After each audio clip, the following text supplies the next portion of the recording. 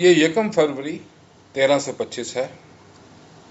سلطان ہند غیاث الدین تغلق بنگال میں ایک بغاوت کو کچلنے کے بعد دلی واپس آ رہا ہے۔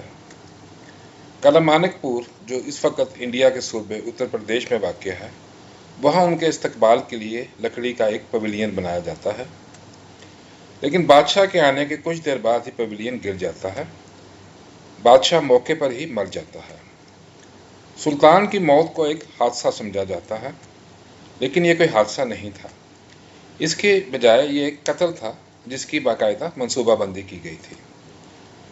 سلطان غیاث الدین تغلق کو کس نے قتل کیا؟ اس سوال کا جواب دینے کے لیے ہمیں چند سال پیچھے جانے کی ضرورت ہے۔ اس سے پہلے ہم آگے چلیں، آپ سے ریکویسٹ ہے کہ کائنڈلی میرے چینل وزڈم آف لائف کو سبسکرائب کر لیں۔ غیاث الدین تغلق کا اصل نام غازی ملک تھا۔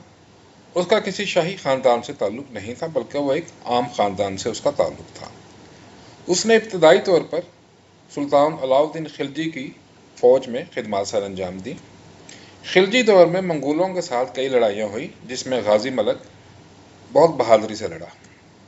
اسی وجہ سے علاء الدین خلجی نے اسے ملتان کا گورنر اپوائنٹ کر دیا۔ علاء الدین خلجی کی موت کے بعد سلطنت بدامنی کا شکار ہو گئی۔ یہ انتشار جاری رہا یہاں تک کہ غازی ملک نے دلی کے تخت پہ قبضہ کر لیا اور تغلق خاندان کی بنیاد ڈالی، جس نے ہندوستان پہ تقریباً 100 سال تک حکومت کی۔ نئے سلطان نے 2 ترجیحات طے کی اپنی حکومت کی۔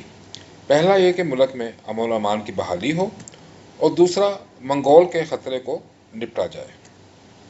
سلطان غیاث الدین تغلق نے دہلی کے قریب ایک نیا قلعے دار شہر یا فورٹریس سٹی بنانا شروع کر دیا، جس کا نام انہوں نے تغلق آباد دیا گیا، جس کا مقصد یہ تھا کہ دلی کو منگولوں کے خطرے سے بچایا جائے۔ سلطان نے حکم دیا کہ دلی کا ہر مزدور اس منصوبے میں کام کرے گا دن اور رات، تاکہ اس کو جلدی از جلد مکمل کیا جا سکے۔ اب ہم یہاں بات کریں گے اس وقت کے بہت بڑے صوفی نظام الدین اولیاء کے، جو بھی دلی میں رہتے تھے۔ ان کے خانقاہ یا رہائش گاہ پہ ہر روز بڑی تعداد میں لوگ آتے تھے۔ جب علاء الدین خلجی زندہ تھا تو وہ نظام الدین اولیاء کا بہت زیادہ احترام کیا کرتا تھا۔ یہی وجہ تھی کہ نظام الدین اولیاء کا خیال تھا کہ نیا سلطان یعنی کہ سلطان تغلق بھی اس کے ساتھ اسی طرح کا احترام والا رویہ رکھے گا۔ ان دنوں نظام الدین اولیاء اپنے خانقاہ میں ایک کنواں بنا رہے تھے، جس میں بڑی تعداد میں مزدور کام کر رہے تھے۔ اب کیونکہ مزدوروں کا کام کرنا سلطان کے حکم کی خلاف ورزی تھی، لہذا اس نے یہ حکم دیا کہ خانقاہ کو جو تیل سپلائی ہوتا تھا، جس سے رات کو دیے جلتے تھے، چراغ جلتے تھے، وہ اس کی سپلائی بند کر دی جائے۔ نتیجے کے طور پر سلطان تغلق اور نظام الدین اولیاء کے درمیان ایک تنازع شروع ہو گیا، اور ناراضگی کے بعد نظام الدین اولیاء نے نیا شہر جو کہ تغلق آباد کے نام سے بنایا جا رہا تھا، اس پہ لعنت بھیجی۔ انہوں نے کہا یا رہے اجر یا بسے گجر، جس کا مطلب یہ تھا کہ یہ نیا شہر کبھی بھی آباد نہیں ہوگا۔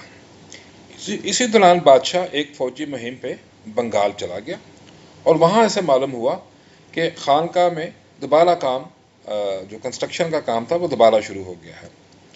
اس پہ بادشاہ کو بہت غصہ آیا، اور اس نے وہیں پہ اعلان کیا کہ جیسے ہی وہ دلی واپس آئے گا، وہ نظام الدین اولیاء کو سزا دے گا، اور کہا جاتا ہے کہ سزا اگر وہ دیتا تو وہ اس کو سزائے موت دیتا۔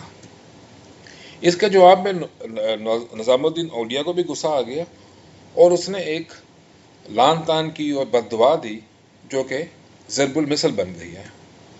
انہوں نے کہا ہنوز دلی دور است، یعنی کہ دلی ابھی بہت دور ہے۔ اس کا مطلب یہ تھا کہ سلطان غیاث الدین تغلق کبھی بھی دلی نہیں آ سکے گا۔ جب غیاث الدین تغلق بنگال سے واپس آ رہا تھا تو اس کے لیے بنایا گیا پویلین گر گیا، جس کے نتیجے میں وہ اور اس کا چھوٹا بیٹا دونوں مر گئے۔ مشہور مورخ ابن بطوطہ کا کہنا ہے کہ غیاث الدین تغلق کی موت میں اس کے بڑے بیٹے جونا خان کی سازش تھی، جو کہ خود بادشاہ بننا چاہتا تھا جلد از جلد۔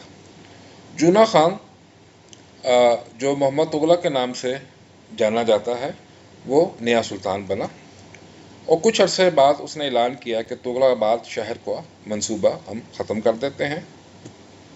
यही वजह है कि तुगलकाबाद को अब तक कर्ज सिटी या मलून शहर कहा जाता है, जिसमें कभी कोई आबाद नहीं हो सका। इसी तरह निज़ामुद्दीन औलिया की जो बद्दुआ थी वो सच साबित होगी।